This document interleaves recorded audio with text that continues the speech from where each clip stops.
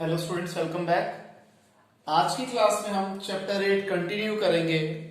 सबसे पहला टॉपिक जो हमारे पास है वो है calls in arrear and calls in advance. सबसे पहले कॉल्स इन एरियर का मतलब क्या होता है? कॉल्स इन एरियर वो पैसा है जो हमने यानी कि कंपनी ने मांगा है और शेयर होल्डर ने अभी तक दिया नहीं है। और कॉल्स इन एडवांस क्या होता है? वो पैसा जो भी कंपनी ने मांगा भी नहीं था और शेयर होल्डर ने इन एडवांस कंपनी को दे दिया। अब calls in arrear, calls in advance. Calls in arrear को हम ओरिजिनली डेबिट करते हैं। जब हम जर्नल एंट्री करते हैं तो कॉल्स इन एरियर को हमेशा डेबिट किया जाता है। और जब कॉल्स इन एरियर को हम एडजस्ट करते हैं, यानी कि अगर हम एक एग्जांपल लें कि फर्स्ट कॉल का पैसा मांगा गया और एक शेयर होल्डर ने पैसा नहीं दिया हमें फर्स्ट कॉल पे, तो हम कॉल्स इन एरियर को डेबिट कर देंगे। और अगर उसी शेयर होल्डर ने सेकंड और फाइनल कॉल के टाइम पे हमें फर्स्ट कॉल का पैसा भी दे दिया, यानी कि कॉल्स इन एरियर एडजस्ट हो गई, तो हम कॉल्स इन एरियर को क्या कर देंगे?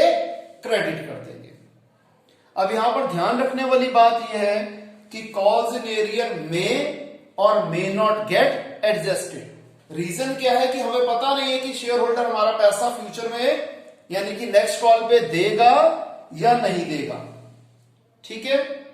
और अगर हम बात करते हैं कॉल्स इन एडवांस की, कि एक एग्जांपल लेते हैं कि एक शेयर होल्डर ने फर्स्ट कॉल के टाइम पे ही फाइनल कॉल का पैसा हमें इन एडवांस दे दिया, तो कॉल्स इन एडवांस को हम ओरिजिनली यानी कि जब हम रिसीव करते हैं तो हम करते हैं क्रेडिट, और जब कॉल्स इन एडवांस को हम एडजस्ट करते हैं तब हम कर देते हैं डेबिट। अब यहां पर ध्यान रखने वाली बात यह है कि कॉल्स इन एडवांस हमेशा एडजस्ट होता ही होता है, क्योंकि कंपनी ऐसे किसी के पैसे रख नहीं सकती। अगर किसी के पैसे इन एडवांस कंपनी के पास आ गए तो वो वाले पैसे एडजस्ट होते ही हैं। यही मैंने दो स्टेटमेंट्स स्टार्टिंग में लिखी हैं कि calls in arrear is originally debited and when it is adjusted it is credited. It may or may not get adjusted, जैसा आपको बताया था। सिमिलरली जैसे आपको बताया था कि कॉल्स इन एडवांस को हम ओरिजिनली क्रेडिट करते हैं और जब इसे एडजस्ट किया जाता है तो हम डेबिट कर देते हैं, और कॉल्स इन एडवांस हमेशा एडजस्ट होता ही होता है। आइए, बहुत आसान कॉन्सेप्ट है, इसको हम इलस्ट्रेशन 27 से क्लियर करते हैं कि बेंटेक लिमिटेड की ऑथराइज्ड कैपिटल है 12.5 लाख रुपए की, जो कि डिवाइडेड है 12,500 शेयर, जो कि 100 रुपीज वाले हैं। लेकिन ये कंपनी ऑफर कर रही है लोगों को 10,000 शेयर्स, तो ऑथराइज्ड कैपिटल से हमें कोई लेना देना नहीं है, वो सिर्फ बैलेंस शीट का पार्ट होता है। तो हम लिखेंगे हम 10,000 शेयर इश्यू कर रहे हैं 100 रुपए वाले। पेमेंट प्लान है 25 रुपीज एप्लीकेशन पे, 25 रुपीज अलॉटमेंट पे, 30 रुपीज फर्स्ट कॉल पे और 20 rupees second and final call पे। सारे शेयर्स को सब्सक्राइब किया गया था, सारा पैसा मिल गया अलॉटमेंट तक। ठीक है जी, अलॉटमेंट भी कर दी गई, सारा पैसा मिल गया। सिर्फ second and final call money 500 shares की नहीं मिली, और इसे हम कॉल्स इन एरियर अकाउंट में ट्रांसफर कर रहे हैं। अब इन्होंने यहां पर क्लियरली मेंशन कर दी है कि कॉल्स इन एरियर अकाउंट में ट्रांसफर कर रहे हैं, तो कॉल्स इन एरियर को दिखाना जरूरी है। नहीं तो पीछे हमने कुछ क्वेश्चंस ऐसे भी करे थे जहां पर हमने डायरेक्ट लिख दिया था और कॉल्स इन एरियर को शो नहीं किया था। तो कॉल्स इन एरियर को कैसे शो करते हैं, आइए देखते हैं। क्वेश्चन आप लोगों को डिस्कस कर लिया। एकदम सिंपल सा क्वेश्चन है। पहले शेयर एप्लीकेशन का पैसा आता है तो हम क्या करते हैं? Bank account debited to share application account. 10,000 share की 25 रुपीज एप्लीकेशन मनी है, 2.5 लाख रुपए। Second entry, share application account debited to share capital. Application का पैसा शेयर कैपिटल अकाउंट में ट्रांसफर हो गया, 10,000 इंटू 25, 2.5 लाख रुपए। फिर अलॉटमेंट पे हम पैसा ड्यू करेंगे, मांगेंगे। Share allotment account debited to share capital 10,000 into 25, 2.5 lakh. फिर हमें ये पैसा मिल गया। Bank account debited to share allotment account 10,000 into 25, 2.5 lakh रुपए। फिर हम फर्स्ट कॉल की ड्यू की एंट्री करेंगे। Share first call account debited to share capital account 10,000 into 30, 3 lakh रुपए। फिर हमें ये पैसा मिल गया। Bank account debited to share first call 10,000 into 30, 3 lakh रुपए। फिर हम फाइनल कॉल की ड्यू की एंट्री करेंगे, share second and final call account debited to share capital 10,000 into 20, 2 lakh रुपए। अब यहां क्या ट्विस्ट है कि हमें सेकंड एंड फाइनल कॉल पे 500 शेयर्स का पैसा नहीं मिल रहा। आपको पता है जब नहीं मिलता तो ओरिजिनल केस में हम क्या करते हैं, कॉल्स इन एरियर को डेबिट करते हैं। तो जनरल एंट्री बन जाएगी bank account debited calls in arrear account debited to share second and final call. हमें 500 शेयर का पैसा नहीं मिला, यानी कि 9500 शेयर्स का पैसा मिल गया। 9500 इंटू 20, 1,90,000। 500 शेयर का पैसा नहीं मिला, 500 इंटू 20, 10,000। और टोटल पैसा कितना था, 10,000 इंटू 20, 2 लाख रुपए। तो ये हमने कॉल्स इन एरियर की ट्रीटमेंट कर दी। जो हमने पहले क्वेश्चन किए थे जहां पर कॉल्स इन एरियर अलग से हम हाईलाइट नहीं करते थे, तो हम डायरेक्ट लिख देते थे bank account debited to share second and final call 1,90,000, 1,90,000। ध्यान रखना, कॉल्स इन एरियर आप दिखाना चाहो तो चॉइस है, लेकिन अगर क्वेश्चन में मेंशन कर दिया जाए कि calls in arrear account show करना है तो ये ट्रीटमेंट दिखानी जरूरी है। क्लियर है? इसे कॉपी कीजिए।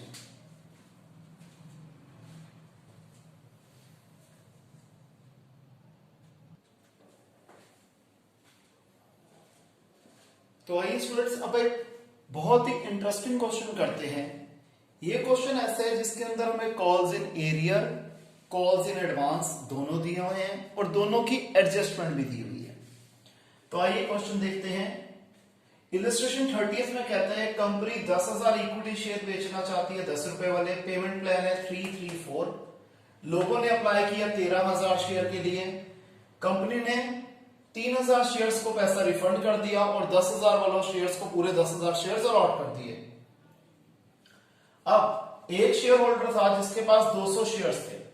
इसने अलॉटमेंट के टाइम पे फर्स्ट और फाइनल कॉल मनी दे दी, यानी कि इसने हमें कॉल्स इन एडवांस कर दिया। और एक दूसरा शेयर होल्डर था जिसे 300 शेयर्स अलॉटेड थे, इसने अलॉटमेंट का पैसा नहीं दिया, यानी कि कॉल्स इन एरियर हो गया। लेकिन फर्स्ट और फाइनल कॉल के टाइम पे इसने पूरे पैसे दे दिए, यानी कि अलॉटमेंट वाले पैसे भी दे दिए, तो कॉल्स इन एरियर एडजस्ट भी हो गया। और आपको पता है कॉल्स इन एडवांस तो एडजस्ट होता ही होता है। तो इसकी जनरल एंट्रीज कैसे बनेंगी देखते हैं।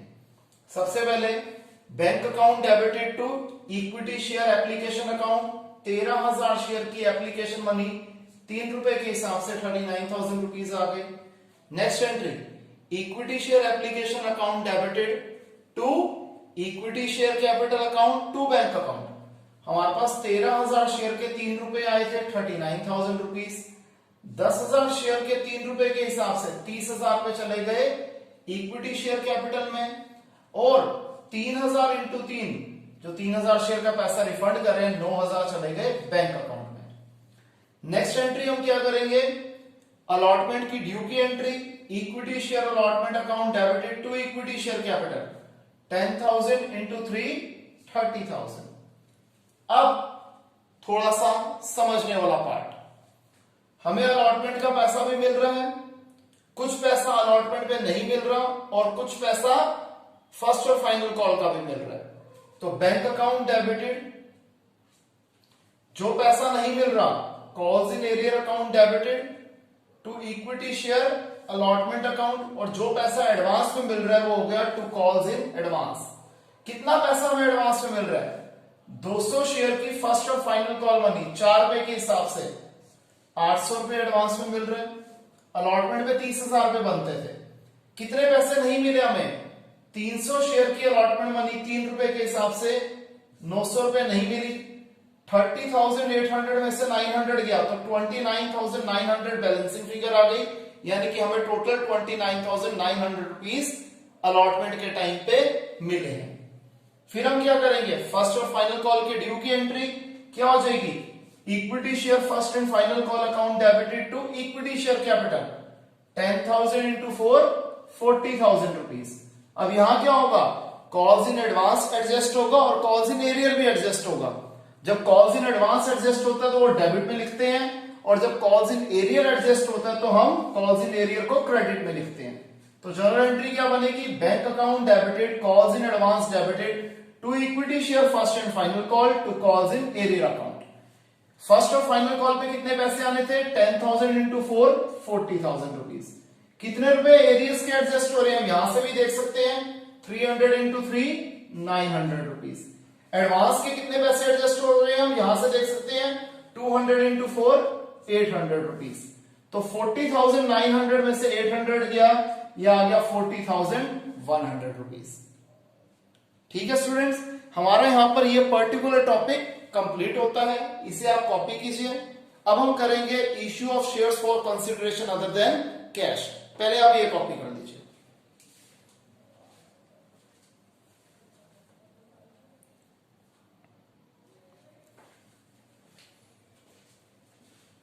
तो अब जो हमारा टॉपिक है वो है issue of shares for consideration other than cash. इसका मतलब क्या होता है कि एक कंपनी शेयर्स को इश्यू कर रही है लेकिन उसके बदले में उसे कैश नहीं मिल रहा। यहां पर क्या हुआ कि हमारी कंपनी ने कोई एसेट खरीदा और उस दुकानदार को या फिर उस ऑर्गेनाइजेशन को जिससे हमने एसेट खरीदा उसको कैश ना देते हुए हमने अपनी कंपनी के शेयर्स दे दिए। इसे कहा जाता है कंसिडरेशन अदर देन कैश। एक केस तो ये हो गया जो आपसे भी डिस्कस किया मैंने कि हमने एक दूसरी कंपनी से एसेट खरीदा और उसको पैसों के बदले में हमने अपनी कंपनी के शेयर्स इश्यू कर दिए। सेकंड केस होता है कि अगर हम कोई एक चलता हुआ बिजनेस ही टेक ओवर कर देते हैं, यानी कि हम कोई बिजनेस टेक ओवर कर देते हैं, ठीक है जी, और वहां पर भी उनको पैसे देने के बजाय हम अपनी कंपनी के शेयर्स इश्यू कर देते हैं। थर्ड केस इसमें आ जाता है कि जब हम अपने प्रमोटर्स को उनकी सर्विसेज के बदले में क्या कर देते हैं? शेयर्स इश्यू कर देते हैं। और फोर्थ केस होता है कि जहां पर हम अंडर राइटर्स को उनकी अंडर राइटिंग सर्विसेज के बदले में कैश देने के बजाय हम उन्हें अपनी कंपनी के शेयर्स इश्यू कर देते हैं। जो आखिरी दो केस बताए प्रमोटर वाले और अंडर राइटर्स वाले, वो शेयर्स हम हमेशा एट पार इश्यू करते हैं। लेकिन जब हम एसेट खरीदते हैं या फिर जब हम कोई बिजनेस टेक ओवर करते हैं तो उसमें हमारे पास दो केस बनते हैं, एट पार वाला भी और एट प्रीमियम वाला भी। तो आइए सबसे पहले दो केसेस जो कि हम जब एसेट खरीदते हैं और जब हम बिजनेस खरीदते हैं उसके केसेस क्या क्या हो सकते हैं देखते हैं। सबसे पहले अगर हमने एक एसेट खरीदा, ठीक है जी, मान के चलते हमने मशीनरी खरीदी 50,000 रुपए की, तो जनरल एंट्री क्या होगी? Sundry assets account debited to vendor account. अगर मशीनरी वाला केस होगा तो हम लिख देंगे machinery account debited to vendor account. Vendor वो बनता है जिससे हमने वो मशीनरी खरीदी है, इसका नाम यूजुअली पेपर में क्वेश्चन में दिया होता है, तो हम लिख देंगे 50,000। अब अगर तो हम उसे अपनी कंपनी के शेयर्स इश्यू कर रहे हैं एट पार, तो वैसे केस में एंट्री क्या हो जाएगी? Vendor to share capital direct, shares issued at par है। और अगर शेयर्स इश्यूड एट प्रीमियम है तो जनरल एंट्री क्या हो जाएगी? Vendor account debited to share capital to securities premium reserve account. Clear है? अब अगर हम कोई बिजनेस टेक ओवर कर लेते हैं, बिजनेस ही खरीद लेते हैं, तो इसमें तीन तरह के केस आते हैं। एक पहला केस कि हमने एसेट्स लिए थे, सन्ड्री एसेट्स लिए 1 लाख रुपए के, सन्ड्री लाइबिलिटीज हमें मिल गई 25,000 रुपए की, और हम वेंडर को दे रहे हैं 75,000 रुपीज। तो ये वाला केस हो गया कि हमने 1 लाख रुपए के एसेट्स खरीदे, 25,000 रुपए की हमारे ऊपर लाइबिलिटीज आ गई और हमने 75,000 रुपए वेंडर को देने हैं, ठीक है जी। सेकंड केस, हमने एसेट्स लिए 1 लाख रुपए के, लाइबिलिटीज हमारे सिर पर आई 25,000 की, लेकिन क्वेश्चन में मेंशन है कि हम उसके बावजूद वेंडर को 90,000 रुपए के शेयर इश्यू करेंगे, या कि हमें यूं दिया होगा कि हमने वेंडर को 90,000 रुपए टोटल हमारी देनदारी है। तो क्रेडिट का टोटल है 1,15,000, डेबिट में है 1 लाख, तो डेबिट में 15,000 रुपए की जो बैलेंसिंग फिगर आएगी वो आएगी गुडविल की। अगर इसको उल्टा कर दें, हमने एसेट्स खरीदे 1,00,000 रुपए के, जो बिजनेस खरीदा हमें सारे एसेट्स मिल गए 1,00,000 रुपए के, लायबिलिटी थी 10,000 रुपए की, मैं मान लेता हूं, या फिर अगर ऊपर वाला एग्जांपल कंटिन्यू करें तो 25,000 रुपए की लायबिलिटी थी, और हमें क्वेश्चन में कहता है कि हमने इन्हें 70,000 रुपए दिए। अभी हम क्या देख रहे हैं, क्रेडिट में 5,000 कम है, तो ये 5,000 का जो क्रेडिट आएगा ये आएगा कैपिटल रिजर्व अकाउंट। और अगेन इसके बाद अगर हम शेयर्स को इश्यू करते हैं एट पार तो ये एंट्री है, अगर हम शेयर्स को इश्यू करते हैं एट प्रीमियम तो ये एंट्री है। हमने क्या देखा, अगर हम एसेट खरीदेंगे तब भी 2 एंट्री बनेगी, एक एंट्री ये और इन दोनों में से एक एंट्री। हम बिजनेस खरीद रहे हैं तो इन 3 में से एक एंट्री और इन 2 में से एक एंट्री, यानी कि दोनों ही केसेस में 2-2 जनरल एंट्री होंगी। इसे कॉपी कीजिए, फिर आपको अगले 2 केसेस की जनरल एंट्री डिस्कस करता हूं।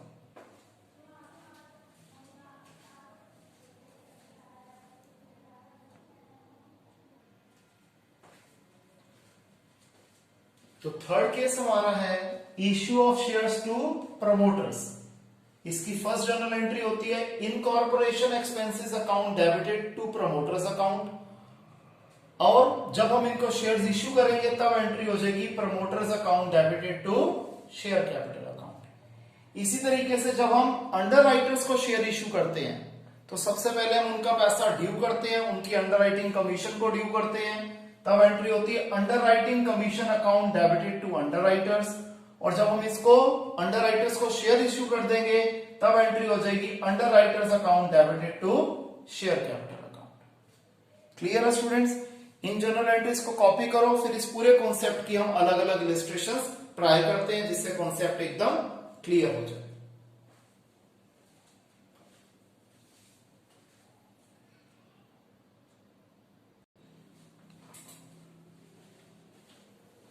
तो सबसे पहले हम करते हैं इलस्ट्रेशन 33। राजन लिमिटेड ने परचेज करा रनिंग बिजनेस किसका, विकास लिमिटेड का, यानी कि वेंडर कौन है, विकास लिमिटेड है। 2.5 लाख रुपए में, यानी कि परचेज कंसिडरेशन दे रखी है 2.5 लाख, यानी कि टोटल पैसा जो हमने विकास लिमिटेड का देना है वो 2.5 लाख है, जिसको हम किस तरीके से दे रहे हैं, 2,20,000 रुपए के तो इक्विटी शेयर्स दे रहे हैं, और बचा हुआ पैसा बैंक ड्राफ्ट से, यानी कि 30,000 रुपए बैंक ड्राफ्ट से और 2,20,000 रुपए का हमने इक्विटी शेयर्स इश्यू कर रहे हैं। एसेट और लायबिलिटी जो हमारे सिर पर आई वो इस तरीके से है, मैं सारे एसेट्स को डेबिट कर रहा हूं और लायबिलिटी को क्रेडिट कर रहा हूं। प्लांट और मशीनरी एसेट है, डेबिट कर दिया 90,000 से। बिल्डिंग एसेट है, डेबिट कर दिया 90,000 से। डेटर एसेट है, डेबिट कर दिया 30,000 से, अमाउंट हमें क्वेश्चन में गिवन है। स्टॉक एसेट है, डेबिट कर दिया 50,000 से। कैश एसेट है, डेबिट कर दिया 20,000 से। क्रेडिटर्स लायबिलिटी है, हमने क्रेडिट कर दिया 20,000 रुपए से। अब हमें क्या दिया हुआ है कि हमने वेंडर को कितने रुपए देने हैं, 2.5 लाख रुपए देने हैं, ये चीज हमें गिवन है। अब हम क्या देख रहे हैं, 90, 90, 180, 210, 260, 280। डेबिट का टोटल है 2,80,000 और क्रेडिट का टोटल है 2,70,000। 10,000 रुपए की बैलेंसिंग फिगर क्रेडिट साइड पे है, जो किससे हो जाएगी, to capital reserve account. Clear है? आपको पता है क्रेडिट साइड पे बैलेंसिंग फिगर आती है कैपिटल रिजर्व से और डेबिट साइड पे बैलेंसिंग फिगर आती है गुडविल से। अब ये जो हमने 2.5 लाख रुपए विकास लिमिटेड के देने थे तो हमने क्या कर दिया, वेंडर अकाउंट डेबिटेड 2.5 लाख रुपए, शेयर्स इश्यू करके दिए 2,20,000 रुपए के, equity shares fully paid up, तो to equity share capital account 2,20,000 रुपए। 30,000 रुपए का हमने बैंक ड्राफ्ट दे दिया तो टू बैंक अकाउंट 30,000 रुपीज। यानी कि जो सेकंड एंट्री है वो क्या होगी, vendor to share capital to bank. To bank यहां पर एक्स्ट्रा इसलिए आ गया क्योंकि हमने पेमेंट बैंक ड्राफ्ट से करी है। नेक्स्ट क्वेश्चन 34, इसमें कहते हैं पेट्रोमैक्स लिमिटेड इश्यू कर रही है 2,500 शेयर 10 रुपीज वाले फुली पेड अप, किनको, प्रमोटर्स को, उनकी सर्विसेज के लिए। 2,500 इंटू 10 25,000 रुपए हो गया। तो सबसे पहले प्रमोटर्स का जो पैसा होता है उसको हम कैसे लिखते हैं, incorporation expenses account debited to promoters account 25,000, और फिर promoters account debited to share capital 25,000। पहले 25,000 रुपए हमने प्रमोटर के ड्यू करे और फिर 25,000 रुपए के हमने प्रमोटर्स को शेयर्स इश्यू कर दिए। आगे और हमने 2,000 शेयर 10 रुपए वाले अपने इश्यू कर दिए अंडर राइटर्स को उनकी अंडर राइटिंग सर्विसेज के लिए। तो क्या करेंगे, underwriting commission account debited to underwriters account और फिर underwriters account debited to share capital 20,000। इसमें आपको बताया था कि कुछ भी चेंज नहीं होता, ये सिंपल सी जर्नल एंट्रीज होती है। इसे कॉपी कीजिए, फिर थोड़े से और एग्जांपल करते हैं।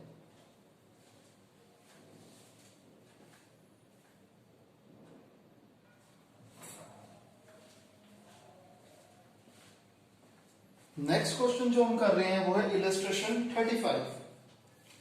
इसमें दो पार्ट्स हैं। सबसे पहले फर्स्ट पार्ट देखते हैं कि गोपाल लिमिटेड इसने क्या करा, सबसे पहले फर्नीचर खरीदा 2.5 लाख रुपए का, किससे, मैसर्स फर्नीचर मार्ट से। ठीक है जी, हम जर्नल एंट्री कर देते हैं, furniture account debited to Messrs furniture mart, यही हम एंट्री करते थे। Sundry assets account debited to vendor account. फिर हमने इन्हें जो शेयर्स इश्यू करके दिए हैं वो 10 रुपए वाले 25% प्रीमियम पे इश्यू करके दिए हैं। देखिए इसकी कैलकुलेशन मैं आपको यहां करके दिखाता हूं। जो फेस वैल्यू है एक शेयर की वो क्या है, ₹10 है। स्पेस की थोड़ी कंस्ट्रेंट है इसलिए थोड़ा शॉर्ट में लिखूंगा। इसका प्रीमियम है 25% ऑफ ₹10, जो कि आ गया आपका 2.5 रुपीज। तो इश्यू प्राइस क्या हो गया, 10 प्लस 2.5 12.5 रुपीज। अब हम कितने शेयर्स इश्यू करके देंगे इन्हें, number of shares to be issued हो जाएगा, हमने इनके देने थे 2.5 लाख रुपए, इसे डिवाइड कर देते हैं हम 12.5 से, तो number of shares to be issued आ जाएगा। हम इन्हें 20,000 शेयर इश्यू करके देंगे। इन शेयर्स की फेस वैल्यू क्या हुई, 20,000 into 10 that is 2 lakh rupees. तो जर्नल एंट्री क्या बनेगी, messrs furniture Mart debited to equity share capital to SPR. Premium के केस में ये एंट्री करते थे। मैसर्स फर्नीचर मार्ट में तो अमाउंट आना है 2.5 लाख रुपए। इक्विटी शेयर कैपिटल में क्या आ जाएगा, 2 लाख रुपीज। ये अमाउंट हमने ऐसे निकाला। और टू एसपीआर, एसपीआर कितना है, 2.5 लाख में से 2 लाख गए 50,000। क्लियर। सेकंड पार्ट देखते हैं। हमने एक बिजनेस खरीद लिया, किससे, अमन लिमिटेड से। वेंडर का नाम है अमन लिमिटेड। 15 लाख रुपए में, हमें परचेज कंसिडरेशन क्लियरली मेंशन है 15 लाख रुपए की है। और ये पैसे हम कैसे दे रहे हैं, 12 लाख रुपए के इक्विटी शेयर्स इश्यू करके दे रहे हैं और बचा हुआ पैसा बैंक ड्राफ्ट से। प्रीमियम का केस नहीं है। एसेट्स जो हमने खरीदे, जो हमारे पास आए, प्लांट 3.5 लाख रुपए का, स्टॉक 4.5 लाख रुपए का, लैंड एंड बिल्डिंग 6 लाख रुपए का और क्रेडिटर्स 1 लाख रुपीज थे। और हमें दिया हुआ है कि हमने अमन लिमिटेड के कितने रुपए देने हैं, 15 लाख रुपए देने हैं। अब हम क्या देख रहे हैं, क्रेडिट का टोटल है 16 लाख और डेबिट का टोटल क्या है, 6, 10, 13, 14 लाख। तो 2 लाख रुपए जो डेबिट में बैलेंसिंग फिगर आएगी वो गुडविल की आएगी।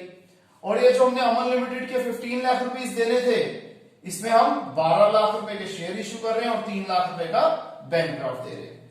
और ये जो हमारा वर्किंग नोट था, ये था फर्स्ट पार्ट। क्लियर है। आइए इलस्ट्रेशन 36 देखते हैं। इसमें क्या कह रहा है, इसमें कहता है कि के लिमिटेड ने एसेट्स खरीदे 15 लाख रुपए के, लायबिलिटी आई 5 लाख रुपए की। और ये इन्होंने बिजनेस किससे खरीदा, पी लिमिटेड से खरीदा। और इनको जो पैसे दिए हैं वो देने हैं 13,68,500 रुपीज। ठीक है जी। सबसे पहले क्या हो जाएगा, sundry assets account debited 15 lakh to sundry liability 5 lakh. और हमने इनके कितने पैसे देने हैं, 13,68,500 रुपीज देने हैं। तो ऑब्वियसली बात है बैलेंसिंग फिगर डेबिट साइड में आ रही है, वो होगी गुडविल की। ये एंट्री क्लियर। सेकेंड एंट्री क्या होगी, पी लिमिटेड के देने थे 13,68,500 रुपीज, जिसमें से आगे क्वेश्चन में पढ़िए क्या कहते हैं कि हमने 25,500 रुपए का तो उन्हें एक प्रोमिसरी नोट इश्यू कर दिया, तो टू बिल्स पेएबल 25,500 और बचे हुए पैसे हमने शेयर्स में दिए, वो शेयर्स जो कि हमने 25% प्रीमियम पे इश्यू करे। इसका अमाउंट निकालना सिखाता हूं। अगेन जैसे हमने इसमें किया था फर्स्ट पार्ट में, सेम प्रोसीजर है। फेस वैल्यू है शेयर की 100 रुपए, कोइंसिडेंटली प्रीमियम इसमें भी 25% है, 25% ऑफ 100 रुपीज ही आ गया 25 रुपीज। तो इश्यू प्राइस क्या हो गया शेयर का, 100 प्लस 25 125 रुपीज। अब हमने जो है पी लिमिटेड के कितने रुपए देने थे, 13,68,500 रुपीज देने थे, जिनमें से 25,500 का तो हमने उन्हें प्रोमिसरी नोट इश्यू कर दिया, तो डिफरेंस जो है 13,43,000 रुपीज हमने उन्हें देने हैं। इतने रुपीज की हम इनको शेयर्स इश्यू करके दे रहे हैं at a premium of 25 rupees, तो शेयर का इश्यू प्राइस क्या, 125 रुपीज।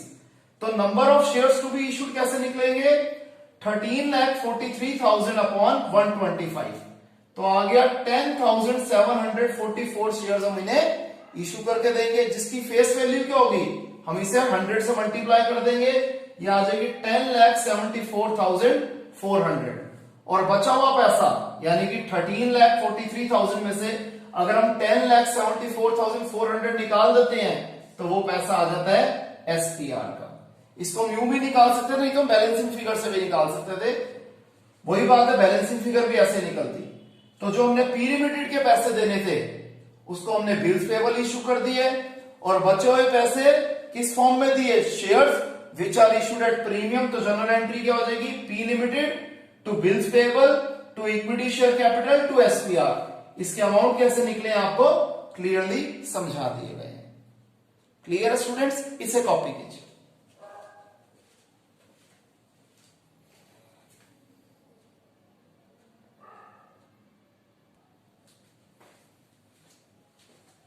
तो स्टूडेंट्स ये हमारे टॉपिक का और आज की क्लास का लास्ट क्वेश्चन रहेगा। इलस्ट्रेशन 37 में कहता है कि अक्षित लिमिटेड ने परचेज करी मशीनरी 4,30,000 रुपए की, किससे, परफेक्ट मशीन्स लिमिटेड से, और पेमेंट किस तरीके से कर रहे हैं, 10,000 इक्विटी शेयर्स इश्यू कर रहे हैं, 10 रुपए वाले 3 रुपए प्रीमियम पे यानी कि 13 रुपए पे। इन्हें एक एक्सेप्टेंस इश्यू करके दे रहे हैं 1 लाख रुपए की, और बचा हुआ पैसा पोस्ट डेटेड चेक दे रहे हैं 2 लाख रुपए का। हमें जनरल एंट्री करनी है अक्षित लिमिटेड की बुक्स में भी और परफेक्ट मशीन्स लिमिटेड की बुक्स में भी। तो मैंने यहां बना दिया अक्षित लिमिटेड की बुक्स और यहां बना दी परफेक्ट मशीन्स लिमिटेड की बुक।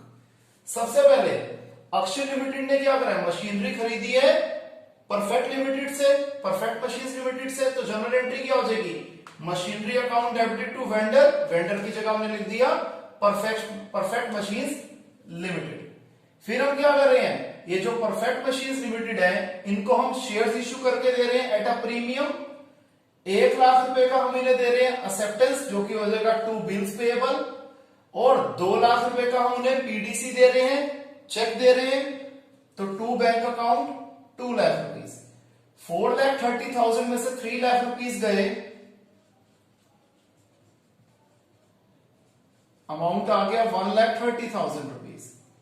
अब यहां पर हम शेयर्स की फेस वैल्यू हमें गिवन है, कितना था, 10 रुपए का शेयर था, 3 रुपए प्रीमियम पे 13 रुपए पे इश्यू कर रहे हैं। Number of shares to be issued क्या आ जाएंगे, 1,30,000 रुपए को 13 से डिवाइड करो, हम 10,000 शेयर्स इनको इश्यू करके दे रहे हैं। इन शेयर्स की फेस वैल्यू क्या हो जाएगी, 10 रुपीज के हिसाब से 1 लाख रुपीज, और बचा हुआ 30,000 आ जाएगा सिक्योरिटीज प्रीमियम रिजर्व। अब अगर हम बात करते हैं मशीन्स लिमिटेड की, इन्होंने तो अपना प्रोडक्ट बेचा है, माल बेचा है, तो एंट्री क्या होगी, Akshit limited debited to sales account 4,30,000। इन्हें जो शेयर्स मिल गए अक्षित लिमिटेड के, वो हो जाएगा इन्वेस्टमेंट्स अकाउंट डेबिटेड 1,30,000।